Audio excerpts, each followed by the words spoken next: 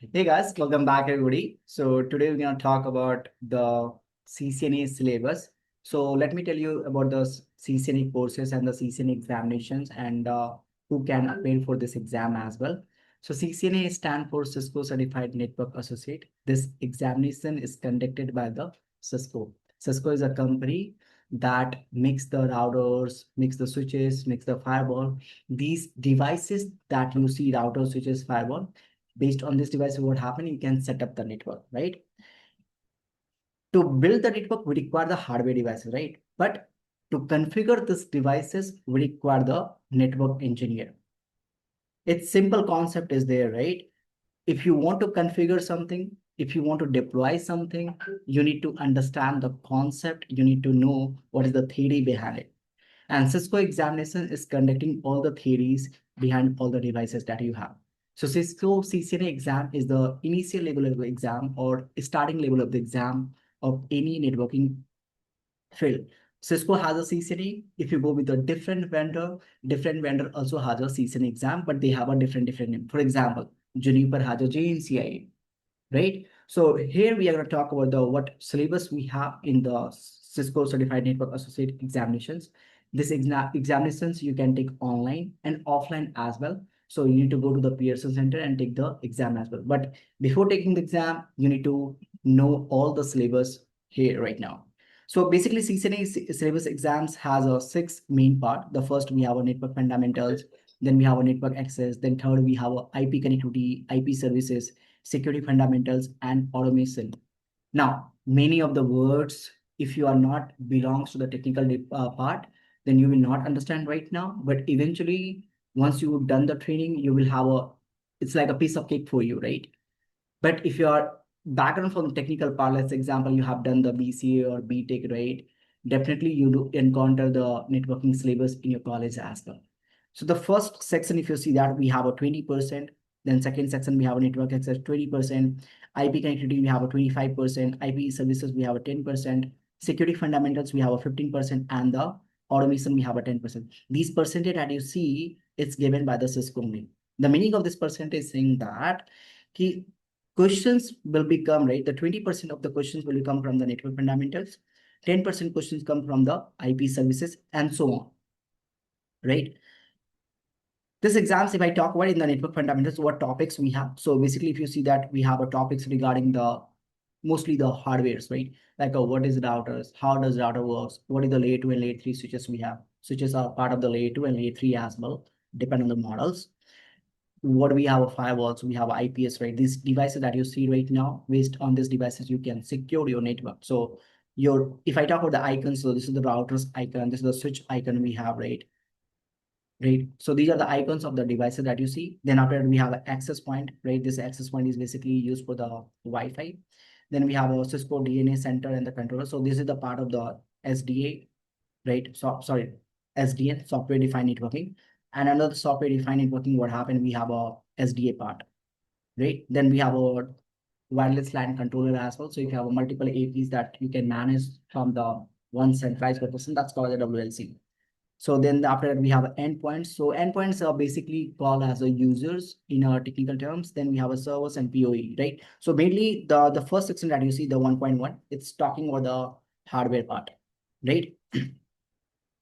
Then after that, if you see, we have describe the characteristic of the topologies. It's simple concept, right? So when we are making a home, right? So building a home, we need an architect guy, right? Who's designed the particular home, right? So like my home is a different way, your home is a different way, right? That's the example of the car, right? So i20, i10, Mercedes, BMW has a different architecture. Same thing what happened, the networking is built on the different architecture. So if I talk about the architecture, we have a two-tier, three-tier, spine and leaf as well. So in the three-tier, what happened, we have a core layer of the devices, then we have a distribution layer of the devices, then we have access layer of the devices, right? These three layers we require in this one. I'm not saying that right now this three-layer has a problem. Every design has our own pros and cons. But apart from the core distribution access layer, we do have a two-tier architecture as well. That's called a spine and leaf architecture, right? This is mostly you will encounter this kind of architecture in the data center network, and this normally you encounter in the enterprise network as well. But it doesn't mean that we cannot use this port distribution access in the data center network. Now, it's totally depend on the situation, right? Requirement we have it. Then we have a small home office on-premise cloud as well. So some part of the cloud is also there in the CCNA.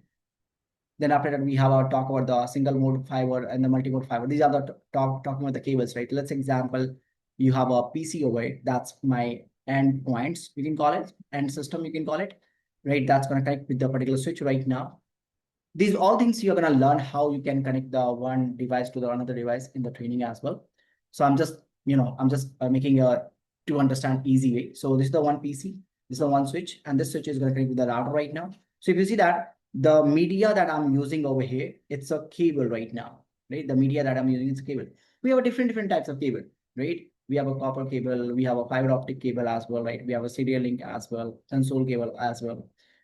But apart from the cables, right, we do have a wireless connectivity as well. In that wireless, what happened? You don't need to use the cables to connect this particular PC to the access point on the switches and routers, right? So again, this is again part of the hardware level part. So here we are going to talk about all the types of cable. Then after that, we have what is the difference between the TCP and UDP protocol? TCP is something like that. It's a protocol. It's going to tell you, okay, you are the reliable and you are not reliable. So if I'm sending you something, you have to give me the acknowledge. That's called the TCP. UDP is something, just throw it. I'm not going to wait for the any acknowledgement for that. That's a UDP base. So that we are going to talk about the TCP and UDP. Then we have a IPv4 addressing and subnetting. Then we have what are the private IPv4 addressing. Addressing is something like that. Let's take example. I'm staying in the Noida. So that's my address, right? Let's example, I'm staying in the C19 right now and the D block, right? This is my address of the law, right? Same thing, what happened? You are the guy XYZ, right? XYZ is living in the C18 D block, right? This is the XYZ address. Same thing, what happened in the networking world, whatever the devices that you see, right? If the one device wants to communicate with the other device, has to have address, right? And that address is called the IP addresses. IP has categorized in the two ways, IPv4 and v6 as well, right? It doesn't mean that we don't have IPv5 and 321, right? We had it, but it was just used for the experimental purpose. So we have a IPv4 addressing, IPv6 addressing, then we have a types of, v4, whatever the types of traffic we have in the v4, whatever the types of, mechanism we have in the IPv6 as well. So if I talk about the IPv4, we have a unicast, broadcast, and multicast. They haven't discussed over here, but definitely we'll talk about in the training as well. And we have IPv6 as well. Great. Then after that, we have a whatever the client OS operating system we have, that we also talk about how we can verify what is the IP address in my system as well. Let's example, I'm gonna go to the CMD right now, and I'll just put the command IP config /all. And you can see that I have a IPv6 addresses as well. And also we have IPv4 addresses. So same verification you can also learn in the Mac OS and the Linux as well. Then after that, we have some part of the wireless principle. You need to follow the principle, right? That's the rule. And not last, I can say that the second last, we have virtualization fundamentals. So here we are not going to talk about the VMware and those things. We talked about like, why do we need a virtualization and what's the benefit of the virtualization? Then after that, we have the MAC address learning concept. So every device has a MAC address, and how the switch maintain the MAC address table. That's what we're going to talk about over here. That's the complete section. We have a 20%. It's not a huge rate. It looks like a huge, but again, it's just a matter of how much hard work you're doing that. Then after that, we have network access, 20% network access. We talk about the VLAN concept. The VLAN is something like that. Let's say example, you have a one switch network, and let's say example of the one company network, right? In one company, what happened? We have a different departments, right? We have a management department, we have a sales department, we have an IT department, we have HR department, right? And I want that traffic should be segregated between all the departments. Let's example, we have HR right now. I want whatever the users are present in the HR, they should not talk to the IT, right? And I also want, right, the sales department should not talk to even the IT. So I'll make into the different VLANs over here. That's a concept of the VLAN comes in the picture. It's a virtual local area network. You cannot see that, but it is there. Then after that, we have different types of VLANs. We have also data VLAN, voice VLAN, the default VLAN as well. Then also we have a concept of the trunk port. How you can, let's say example, if some VLAN is present on different switches right now. In that case, what happened? If you want to provide the communication between this HR user to this HR user, they are the part of the same VLAN, VLAN number 10 and VLAN number 10. In that case, you need to do the trunking over here. Multiple protocols we have like a 80.1q and ISL to achieve the trunking. Then after that, we have a Cisco Discovery Protocol and an LTP protocol. This protocol are basically used to identify the neighbor devices. Okay. I'm here right now. I want to see that who's my neighbor. So let's say example, you're working in the production network and you want to see that who is my neighboring devices, right? In that case, you can use this protocol, CDP and LTP protocol, giving you the neighbor information. Then after that, we have a Ether channel, LSCP protocol. So if you have multiple links, link 1, link 2, link 3, you can bundle this particular link with the help of LSCP and PAGP protocol. So you can do the bundling for the layer 2 and layer 3 as well, right? That's what we're going to talk about in this part. Then we have a concept of the spanning tree protocol. It's one of the most important protocol in the enterprise network. STP is used to prevent the loop. So loop is happening, right? Loop is happening. So loop is not a good thing, even in the real part as well. So loop is just a wastage of performance, right? Wastage of device performance, or what we call. It will kill your network as well. So to avoid those things, what we can do that we can enable this TP protocol. That's a most important topic, even not for the exam perspective, even for the interview perspective as well. Same way we have some part of the wireless, some part of the authentication mechanism as well. How you can authenticate, authorize, and account the particular candidate. Let's example, I want to log into this particular router.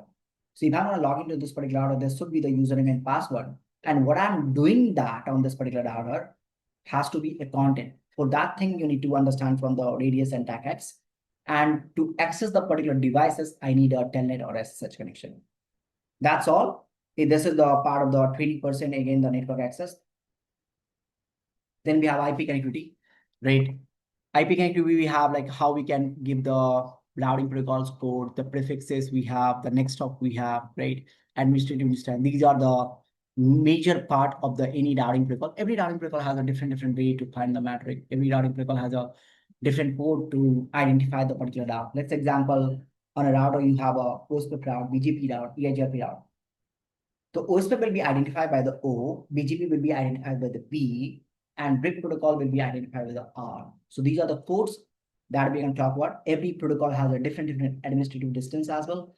Every protocol has a different metric as well. So let's example, I have a one route, 1.0.0.0, and I have a two paths to this network, either this way and this way.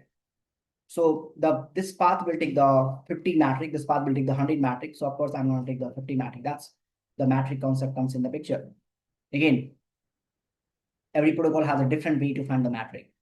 So then after that, we have a concept of the longest prefix match, administrative distance, right? Routing protocols. We have a different way to configure the route as well. We can do the IPv4 and IPv6 default route, network route, host route. So these are the major important terminology, like the host route, the default route, right? That also you're going to learn about in the training part as well. Now we don't have a EIGRP in this syllabus, in the CCNA, not even your RIP protocol we have. But don't worry, in our training, what happened, we do teach the EIGRP protocol, right? Not for the exam perspective, let's say example for the interview perspective as well, right? And then after that, we have a OSPF protocol. In the OSPF, we have a multiple mechanism like our neighbor recency, whatever the neighbor criteria we have, whatever the types of packets we have, whatever the neighbor state we have, right? Whatever the network types we have, right? Point-to-point, broadcast, non-broadcast, point-to-multipoint, right? These things are not there over here, but we are discussing this part in the training as well.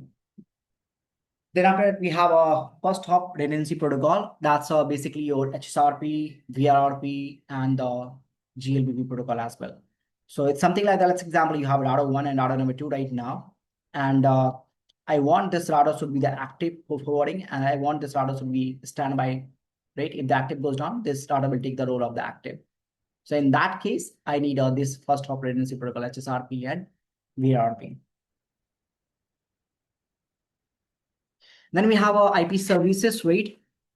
the itself names as a services, right? The services that you can enable on the router side, right? You can also enable on the switcher side as well, depend on the what kind of services you are using it. For example, NAT. NAT is amazing thing, right? For the IPv4. So if you have a private network, and if the private network wants to reach to the internet, in that case, you need a NAT. So NAT is a feature that you are gonna enable on the router side, right? So let's example, there is a user over here, and this guy has a private IP address. So don't worry about that right now. What is private and public IP address? We'll talk about it. And if this user wants to go to the internet, in that case, what happens? You need a NAT device, right? A NAT box, we can call it. Multiple types of NAT we have, static and dynamic. Then after that, we have a DHCP protocol, right? Before the DHCP, sorry, NTP protocol we have to make a time synchronization between the devices. We can check the time, right? We have a watch, we can check the time. I don't have a watch right now, but we can check the time in the watch as well. We can check the time in the phone as well. And based on the time, we can identify, okay, I have to do this thing right now. But how about the routers and how about the switches, right? I need to make sure that every routers and every switches have a same time, right? So in that case, we need a one centralized one of servers over here, and that centralized server is going to distribute the time information to the network with the help of NTP protocol. Then we have a DHCP. DHCP is used to, allocate the IP address dynamically to the user, right? So it's example, you have bulk of user, right? And you want to assign the IP address to the bulk of user. It's not possible with the help of manual mechanism. You have to go with the DHCP protocol, dynamically allocation, right? Without involving the network engineer. Of course, network engineer will do the configuration of the DHCP, but not manually configuration the IP address. Then after that, we have SNMP used for the, what we call management of the particular devices, right? Then we have a syslog just gonna indicate that if there's a problem in the network or not. You are the human being, you can tell the doctor, hey, I have a problem. How does the router and switches? So then after that, we have a DHCP client relay option, right? That's an important topic. Like, let's example, you have multiple broadcast domain you have. Do you really think that you require the DHCP server for the every broadcast domain? Let's example, you have 100 broadcast domain. I do not need 100 DHCP server in the every broadcast domain. And that's how the DHCP relay comes in the picture.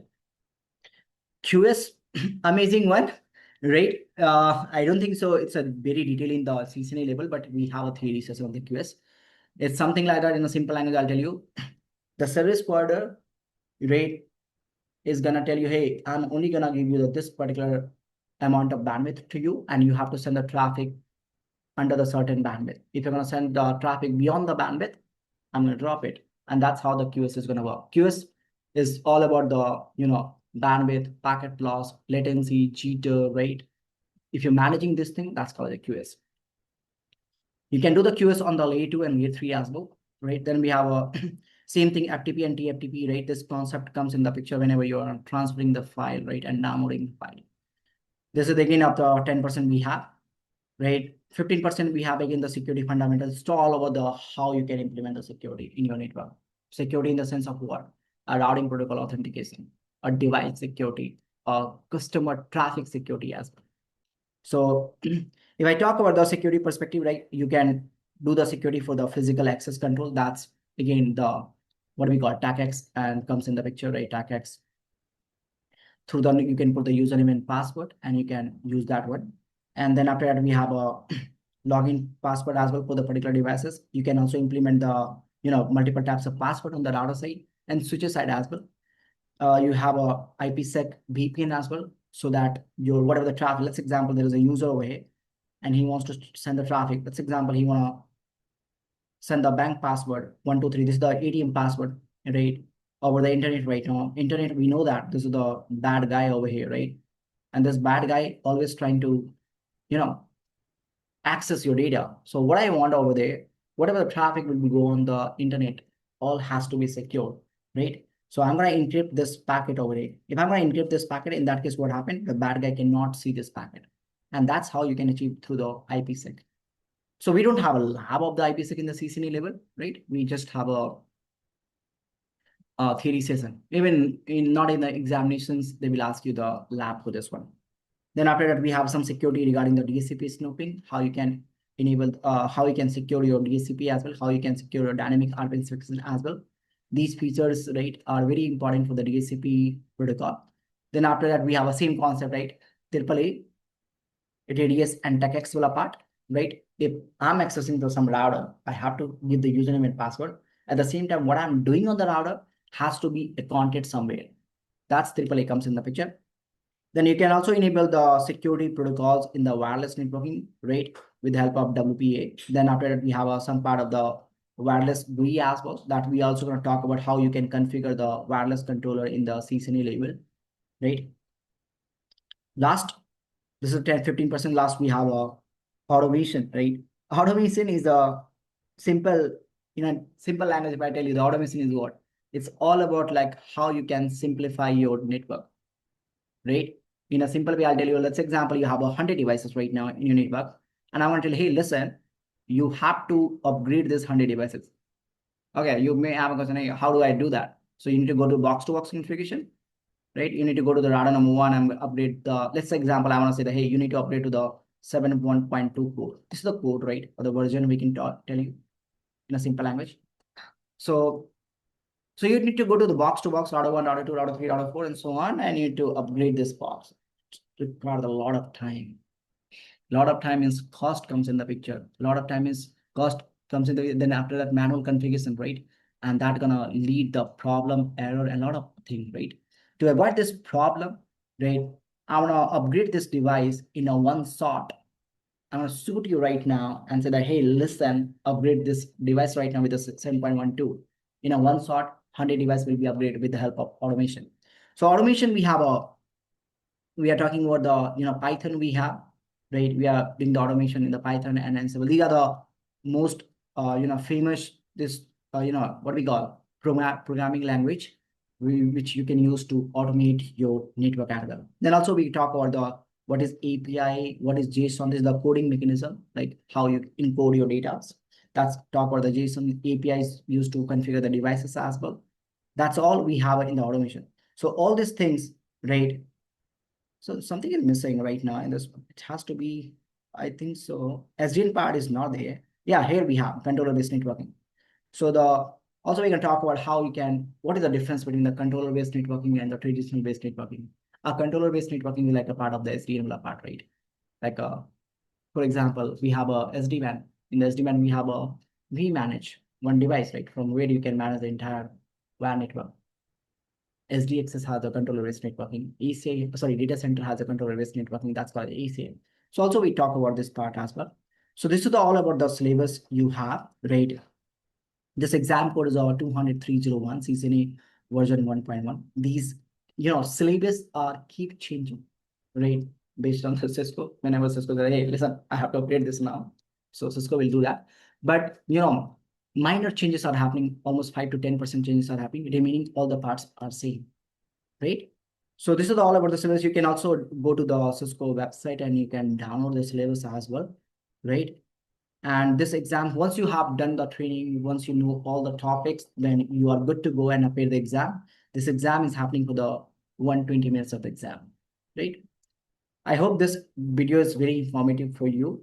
And please let us know in the comment if you need any other information regarding this exam. Thank you so much.